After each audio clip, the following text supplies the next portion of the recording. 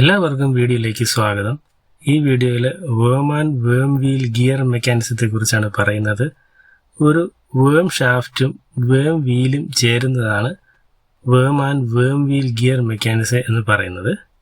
ഈ കാണുന്നതാണ് വേം, ഇത് വേം വീൽ. വലിയൊരു സ്ക്രൂ ത്രെഡിന്റെ മാതൃകയിലാണ് വേം കാണപ്പെടുന്നത്. ഇതിന് മേറ്റാകുന്ന വിധത്തിലാണ് വേം വീൽ ഗിയർ വരുന്നത്. വേം വീൽ ഷാഫ്റ്റും വേം ഷാഫ്റ്റും 90 ഡിഗ്രി ആംഗിളിലാണ് വരുന്നത്. ഇതിൽ വേമിനെ കറക്കി വേം വീലിനെ റൊട്ടേറ്റ് ചെയ്യാം, എന്നാൽ വേം വീലിനെ കറക്കി വേമിനെ റൊട്ടേറ്റ് ചെയ്യാൻ കഴിയില്ല. ഇതിന് സെൽഫ് ലോക്കിംഗ് എന്നാണ് അറിയപ്പെടുന്നത്.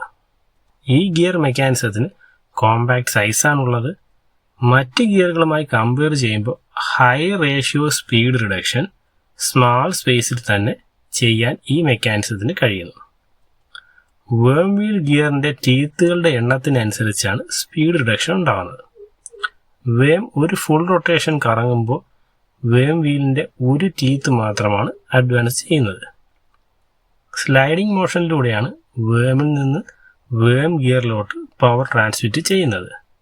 വേം ആൻഡ് വേം വീൽ ഗിയർ മെക്കാനിസത്തിന് പല ആപ്ലിക്കേഷൻസും ഉണ്ട്.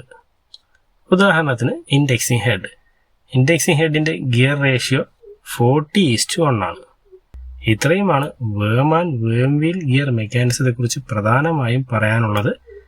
വീഡിയോയെക്കുറിച്ചുള്ള അഭിപ്രായങ്ങൾ രേഖപ്പെടുത്തുക. ഈ വീഡിയോ കണ്ട എല്ലാവർക്കും നന്ദി.